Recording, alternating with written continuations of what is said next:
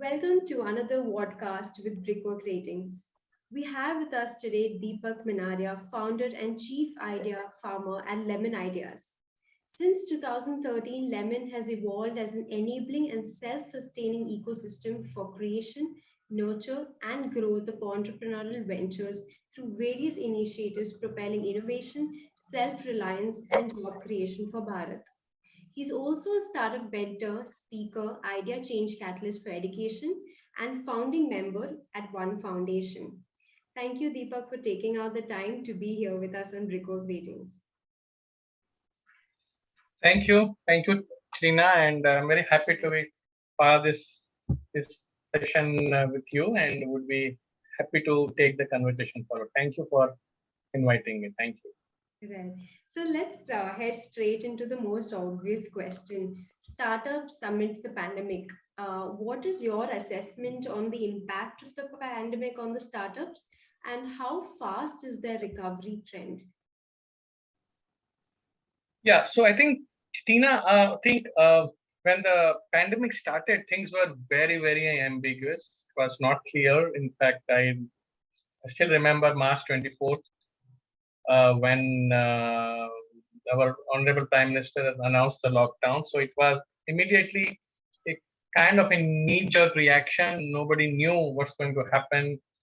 There was a lot of ambiguity, and in fact, that was a time when things were not clear. But I'm sure as we look back now, I think there has always been a silver lining for startups in this entire pandemic. Though there has been a lot of uh, hurdles, problems, challenges because of the pandemic for the entire humanity, I would say. But yes, startup entrepreneurs in general have taken this as an opportunity also, because any catastrophe, any such pandemic, any such problem will give rise to more avenues for solutions. And that's exactly what happening today in the country, where startups have picked up this opportunity. They have converted this adversity into an opportunity. So I think that's the best part as I look back during the entire last last 24 months. So, coming to the financing or funding situation of startups, can you tell us whether startups are getting investors or bank funding easily? Yeah, I think the trend is very positive when it comes to investments or private equity funding in the startups ecosystem. In fact, 2021 has been one of the booming years for Indian startup ecosystem, where in more than 42 startups got the unicorn status. So that's a huge number looking at what has happened in last 10-15 years. So whatever happened in last 10-15 years versus 2021, the overall funding scenario was almost equal. So I think with the current trend that is going on, with 40 billion being raised by startups last year, this year we are still yet to finish the first quarter.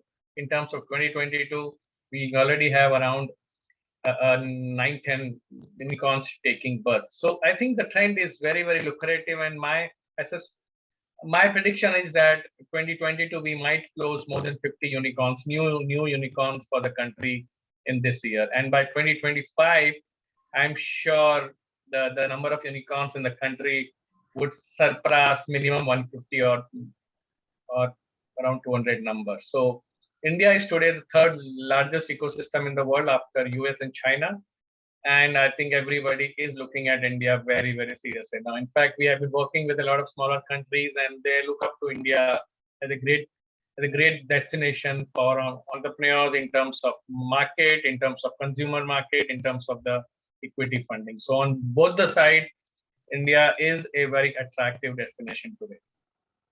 Right. With all the statistics that you've given us, I think it's really lucrative right now in the business industry. And I want to know, what are your views on the support which is provided by the government to startups, like in terms of tax holiday or Mudra scheme and various other schemes? Can you elaborate on that a bit? Yeah, so I think the government spending for the startup India has also been increased this year. So I think purely for the Startup India initiative, government programs. So we have a increased funding of around 50 crore. Apart from that, I think this tax holiday is been extended by 1 more year. So I think that's a huge advantage to the companies who got registrations in last couple of years. So they also would be able to enjoy the tax holiday. Apart from that, I think the crypto is getting somewhere some kind of a legitimate definition. So that's also very much good because that will motivate and encourage more such innovative concepts to start taking shape. And lastly, I think this upper cap on the long-term capital gains that has been reduced, and that I think is very very attractive and good for the investor community. So all this in a nutshell, I think government is pushing startups, and in fact, our honorable finance minister mentioned in her union uh, budget speech that startups are going to be the rider of the next technology growth in the country. So innovation and technology will become kind of are already a synonym to startups, and this will ride the country into the next level. So that's I think is all very lucrative. Government is supporting entrepreneurs are really picking up opportunities, and in fact, COVID pandemic has shown a lot of trends because anything happening for bad is bad, but it definitely gives rise to something. So we have been seeing this trend, which is very positive, that we have been meeting a lot of thousands of startups every year, and this year the trend was more on the rural side. Last year it was predominantly the healthcare because COVID had just struck and people wanted to solve solutions around COVID-19. But this year, the best part to me is what we have seen in last 6 months is focus on the rural side. So maybe pandemic helped people to move back, work from home. They were in their hometown. They went back to their villages.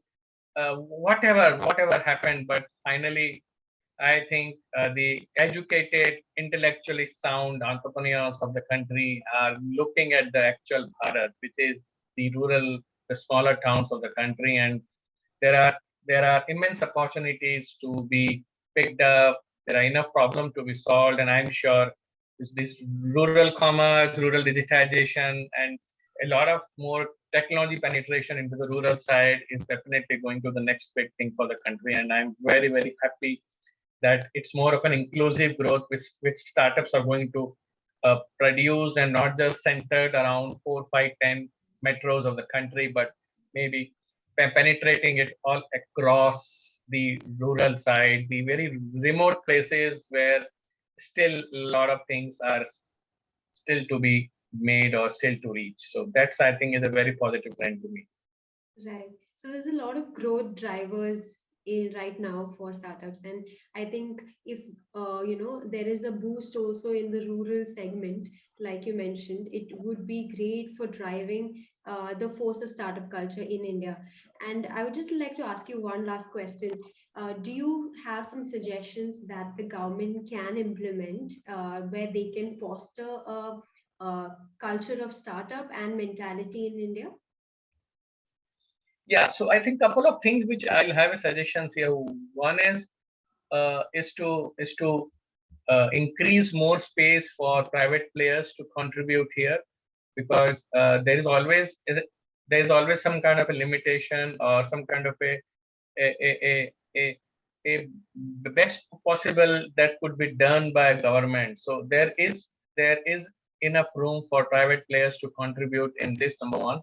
And I think number two, I would say, is that it has to reach more smaller places. So I think a government really needs to look at possibilities of more smaller pockets to really drive the entire entrepreneurial ecosystem. So I think these are a few couple of things. One is private player more role to play, and second is to take these initiatives to more smaller places. And third is I think is to look at language beyond English.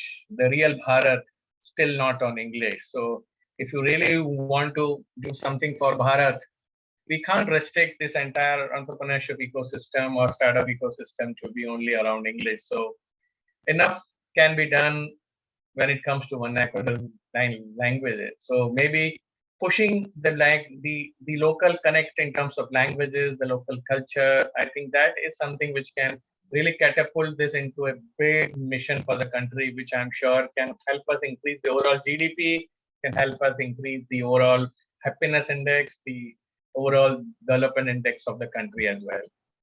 Right. I think that's a very true, valid point. Entry of and given more and more of a role for private players, and use of a vernacular language really will touch a customer more effectively than another language which they're not used to. So thank you so much for sharing your thoughts with us on fostering a startup culture in India for Bharat.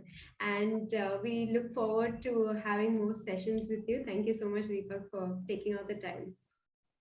Yeah, thank you so much. And I thank you and your team for inviting me for this platform. And I was going through your website, so it's a very interesting rating agency that you guys have. Thank you so much for inviting me. And I wish you all the best. Shubho Mangalo Jayo. Thank you. Thank you.